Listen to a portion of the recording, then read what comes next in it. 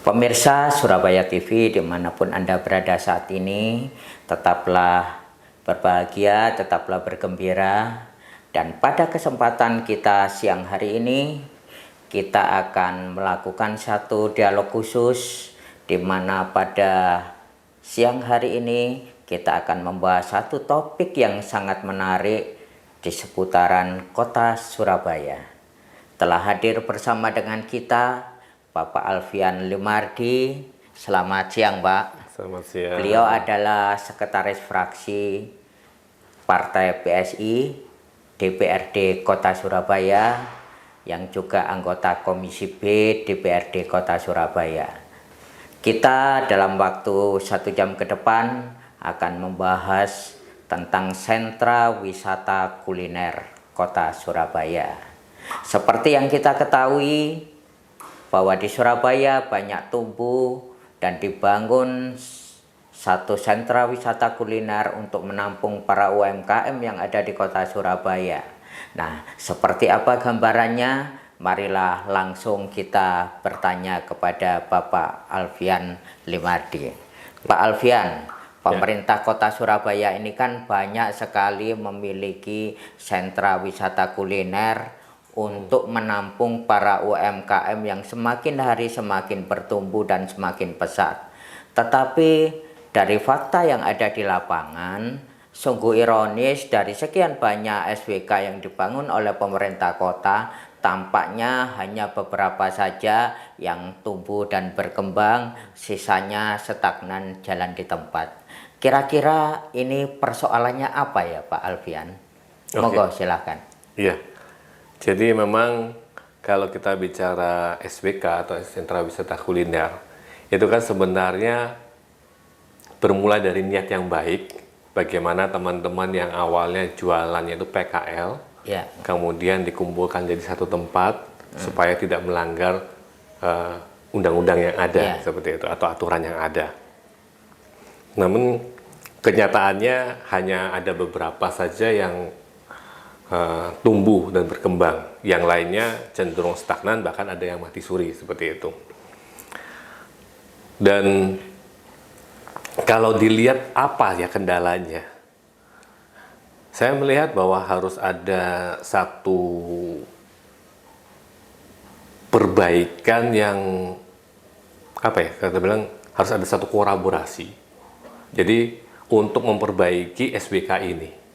Memang SWK ada di bawahnya Dinas Koperasi dan UMKM. Namun juga kita perlu istilah itu kolaborasi juga dengan yang lainnya juga. Nah, dan kolaborasi ini juga harus holistik. Jadi solusinya tuh kayak seperti gini. Kenapa holistik? Jadi kayak seperti kita bilang kalau pipa itu dia bocor. Nah, nggak cuma ditempel aja di titik yang bocor itu. Tapi dia harus dicari tahu bocornya ini kenapa.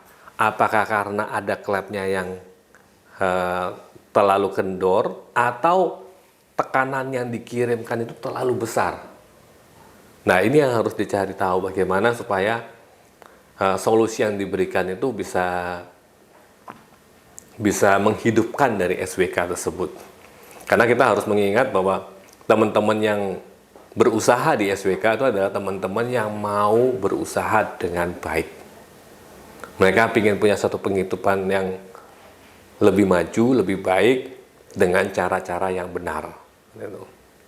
Jadi seperti kayak kita bilang kalau SWK yang maju paling di Taman Bungkul, kemudian juga di SWK yang Dharma Husada, yang di SWK Embong Kaliasin ya lumayan juga yang itu, ya kan. Tapi memang harus istilahnya itu sebelum membangun SWK, Pemkot itu seyoganya dengan dinas-dinas yang ada itu yang terkait itu untuk berkolaborasi, Sinergi ya. bersinergi seperti itu. Kemudian juga dipetakan tuh lokasi ini potensi ekonominya apa sih? Peta potensinya apa? Seperti itu. Nah, itu kan sebenarnya peta potensi ini juga sudah dikerjakan oleh Dinas Penanaman Modal. Kita bisa tuh kerjasama dengan sana. Oh, ternyata di sini bagusnya apa? Cenderungnya apa yang punya potensi? Jadi kalau kita lihat dulu itu kan apa ya? Kalau kita bilang dulu tuh SWK dibangun, kemudian teman-teman PKL dimasukkan di sana. Udah, silakan berusaha di sana. Tapi kan nggak bisa seperti itu. Buktinya ya yang berkembang cuma beberapa saja. Yang lainnya kebanyakan sepi. Kemudian dari sisi, kalau saya melihat bahwa harus ada satu bentuk keseriusan dari dinas, apa itu, semua UMKM yang seharusnya di bawahnya dinas koperasi itu semuanya dibina dengan baik. Kenapa? Karena ada di beberapa tempat itu ternyata bukan dinas koperasi. Kayak di terminal itu ada di bawahnya Dishub. Dia bukan di bawahnya. Jadi, ayo kita jadikan satu bahwa semua UMKM itu ada di bawahnya dinas koperasi dan UMKM. Supaya pembinaannya lebih teratur. Kemudian yang kedua, itu dari sisi bukan cuma disiapin tempatnya, tapi juga dibantu promosi. Baik dari medsos, baik juga dari yang offline, baik juga pakai videotron. Kita kan juga ada videotron yang ini, kan bisa dipakai juga untuk ini. Kemudian selain itu juga dibikin single kasir. Jadi ada beberapa SBK itu sudah menerapkan seperti itu. Tapi ternyata tidak semuanya itu konsisten. Contohnya yang di Dharma dulu ada pegawai dinas koperasi standby di sana, kemudian dia yang menanganin kasirnya. Tapi sekarang sudah tidak ada. Dan itu pun tidak semua stan itu menerapkan seperti itu.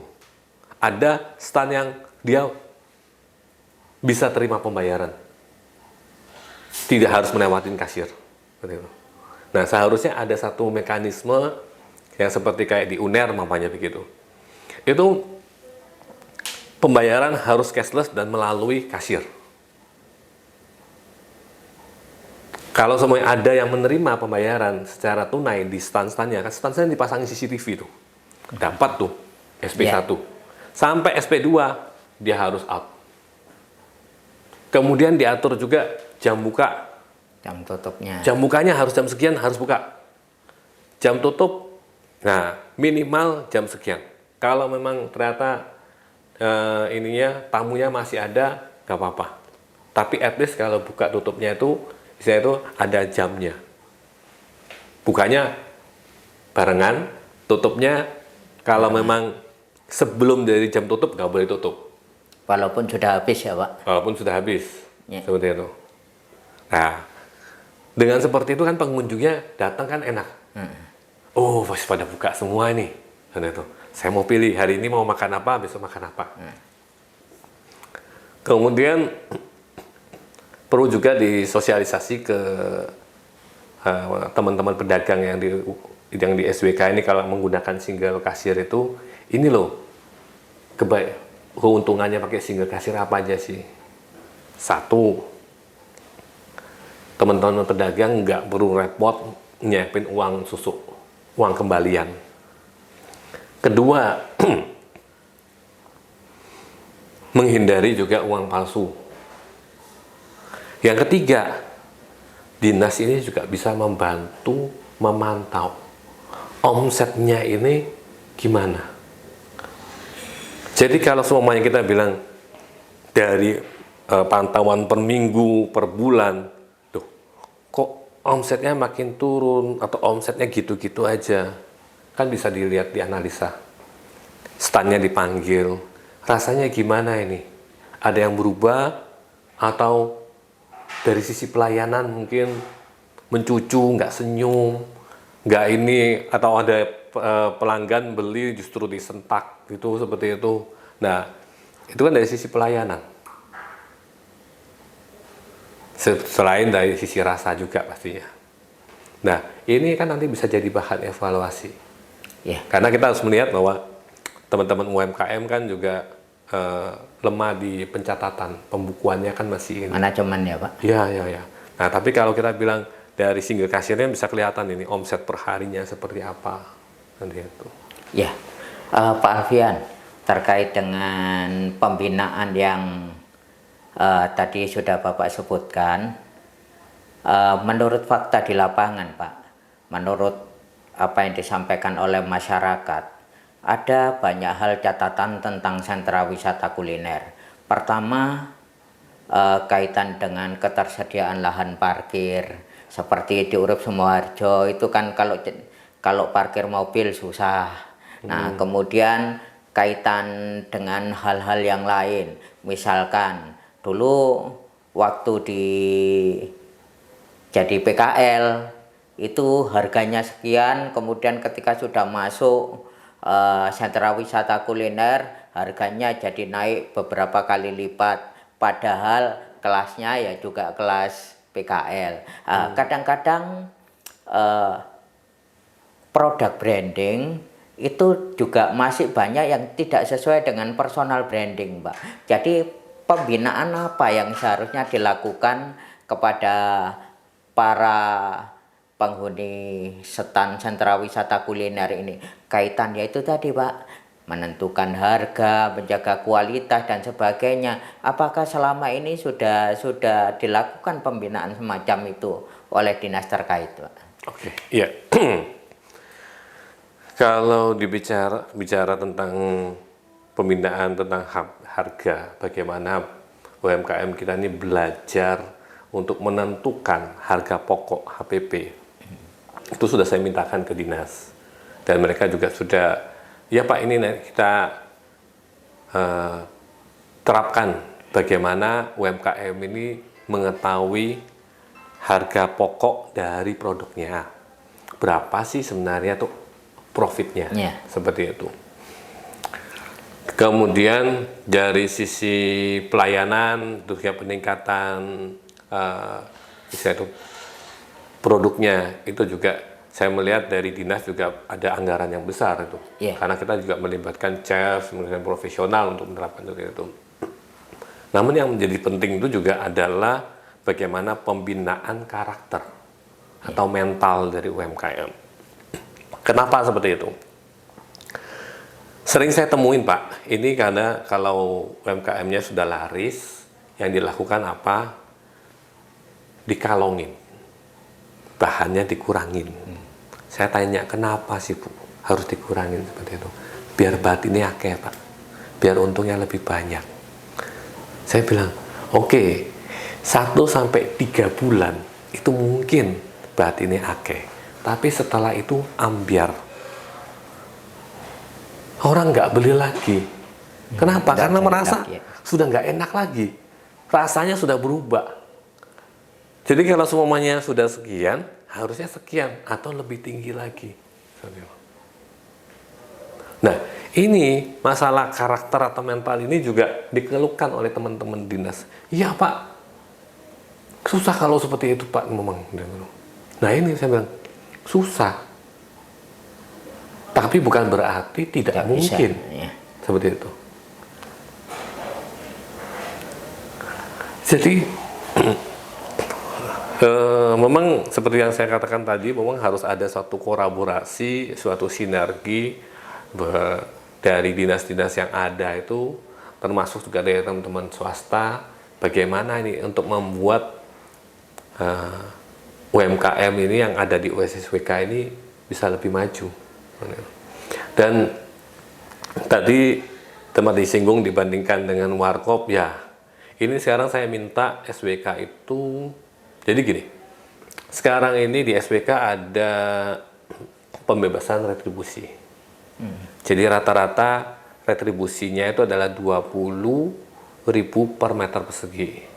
Jadi kalau seumpamanya di satu stand itu biasanya 2 kali 3, jadi sekitar 60.000 seperti itu, maka dikali ini dibebaskan. Nah, sedangkan yang saya minta adalah bukan retribusinya yang dibebaskan, tapi adalah parkirnya yang dibebaskan. Jadi harus ada satu Keberpihakan. Dishub ataupun dari Satpol PP yang bisa membantu untuk menjaga parkir ini. Ya, Kenapa? Kalau semua orang mau ngopi 3.000, tapi ditarik parkir 2.000, ogah. ya, Bener kan? Kalau kita minum ngopi di warkop kan 3.000. 3.000, tapi nggak ada parkirnya. Bener. Ada wifi-nya lagi. Ada wifi-nya lagi. Ada chargernya lagi. Iya. Bener. Jadi kalau memang SBK itu mau serame seperti kayak di warkop, maka kita harus butuh tuh seperti itu. Tapi apa ada yang jaga parkir? Nggak ada. Dari Dishub aja diterapkan satu untuk jaga. Atau dari Satpol PP yang untuk membantu, untuk mengawasin aja gitu. Nah. Ya, Dan satu lagi adalah yang jadi permasalahan juga adalah dari laporan-laporan yang saya terima adalah paguyuban-paguyuban yang ada di di SWK. Jadi paguyuban ini bisa menjadi semacam kayak raja kecil di sana. betul itu. Nah, ini yang seharusnya itu dihapuskan. Biar teman-teman UMKM itu langsung berada di bawah pembinaan dari dinas. Kenapa? Karena ada semacam kalau sebenarnya pas pelatihan itu yang baik dengan pengurus paguyuban itu yang diajak. Tapi kalau yang enggak dibiarkan. Dan itu. Ataupun juga setannya bisa disewakan lagi ke orang lain dengan nilai yang lebih tinggi. Padahal itu kan bukan wewenang dari paguyuban. SWK adalah milik dari Pemkot. Jadi pengolahannya adalah lewat dinas. Ya. Ya. Jadi saya tertarik Pak apa yang disampaikan oleh Pak Alfian bahwa perlu melibatkan banyak pihak mengatasi situasi yang seperti ini. Antara lain melibatkan pihak swasta di dalam rangka memajukan SWK, baik dari itu nanti untuk membranding personilnya maupun membranding produknya dan yang lain-lain. Nah, keterlibatan pihak swasta atau pihak-pihak lain yang dalam rangka untuk membuat SWK ini lebih baik lagi, apakah ini sesuatu yang menurut Pak Alfian saat ini begitu urgent? Karena tampaknya dari tahun ke tahun kondisi SWK masih terkesan stagnan seperti itu. Karena diakibatkan oleh faktor pedagang itu sendiri maupun faktor paguyuban pedagang dan yang lain-lain. Apakah menurut Pak Alfian sudah begitu penting harus dilibatkan di pihak swasta, Pak? Ya, kalau menurut saya penting, Pak. Kenapa? Karena kita melihat bahwa pihak swasta ini kan mereka bekerjanya profesional. Ya. Jadi kalau kita bilang itu mereka punya pengalaman jam terbang yang tinggi, dan juga kalau kita bilang tuh untuk melihat suatu kondisi itu kan kita Objektif, butuh namanya ya lebih objektif, dan juga istilahnya itu kayak helikopter view. Harus bisa melihat ini. Oh, ternyata ada ini kelemahan-kelemahan yang harus kita Jadi tangani. holistik tadi ya, Pak? Ya, seperti itu. Ini ada nih, ternyata di sini bagusnya ini. Seperti itu. Nah, ini yang saya melihat bahwa seharusnya kita melibatkan swasta di sana.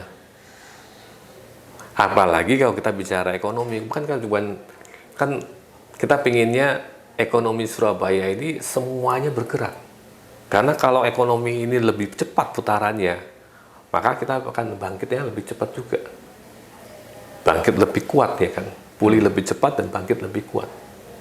Jadi ya, ayo dilibatkan.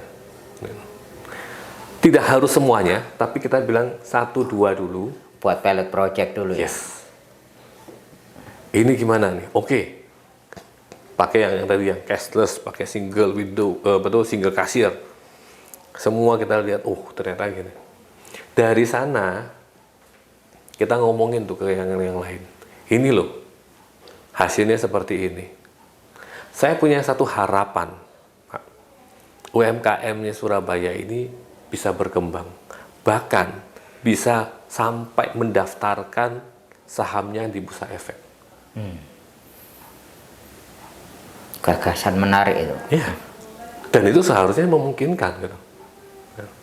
Dari yang UMKM, kemudian hanya punya satu cabang, kemudian nanti dia punya beberapa cabang, kemudian nanti dia punya beberapa cabang lagi di kota yang lain, akhirnya dia buka mungkin IPO, listing sahamnya di Bursa Efek.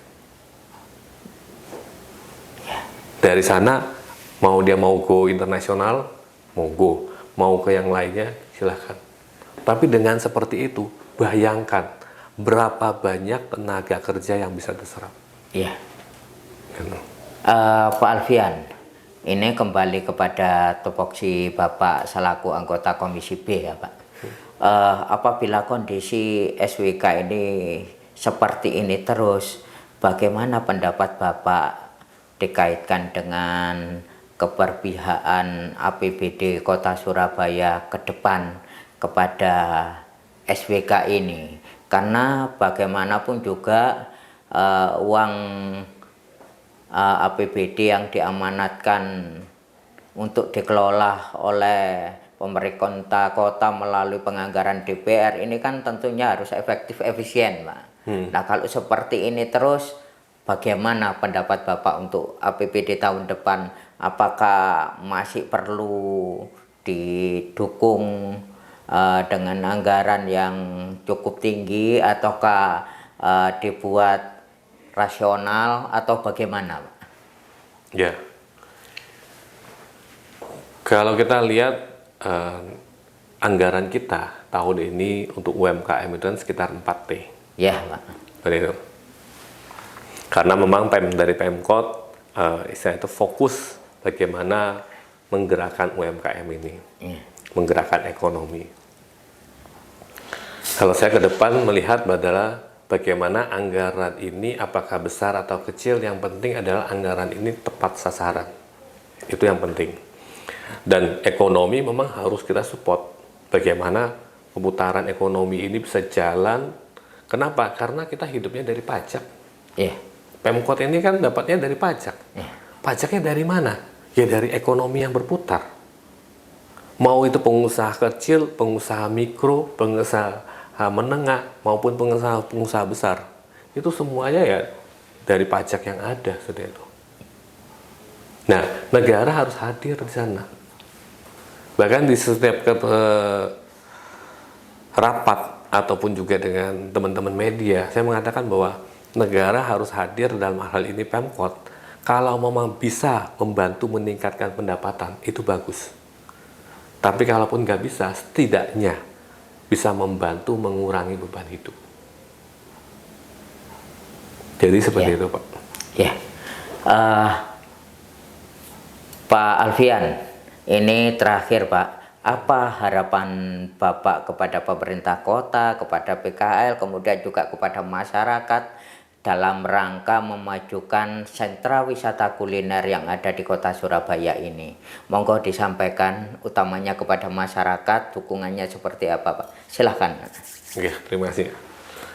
Jadi harapan saya adalah dalam hal ini, karena hari ini kita bicara tentang SWK, bagaimana SWK yang awalnya bermula dari niat baik itu bisa kita optimalkan. Kalau memang ternyata SWK-nya harus di rebranding, harus di refresh lagi, itu kalau memang harus dilakukan seperti itu, ayo kita refresh, kita rebranding, bareng-bareng, kolaborasi dengan solidaritas yang tinggi, dengan kepentingan adalah bagaimana ekonomi ini bisa bergerak. Baik dari dinas, dari teman-teman UMKM, juga dari teman-teman swasta. Mari kita berkolaborasi. Dan yang tadi seperti yang saya sampaikan Pak, saya ada satu harapan bahwa UMKM Surabaya itu bisa sampai melistingkan sahamnya di Bursa Efek. Dengan begitu, bayangkan berapa banyak tenaga kerja kita yang bisa terserap dan berapa banyak warga yang bisa terbantu penghidupannya. Mungkin itu harapan dari saya, Pak. Ya. Dan pesan saya juga ke teman-teman UMKM, kalau memang sudah dibina, tolong ikutlah pembinaan tersebut dengan baik. Kalau memang standarnya itu sudah segini, diikutin segini atau lebih tinggi. Karena kita ingin semuanya kan lebih baik. Dan UMKM kita yang makan minum ya, itu bukan cuma memikirkan bagaimana omset, tapi bagaimana makan dan minumnya ini juga membantu orang untuk menjaga kesehatan, menjaga kehidupannya.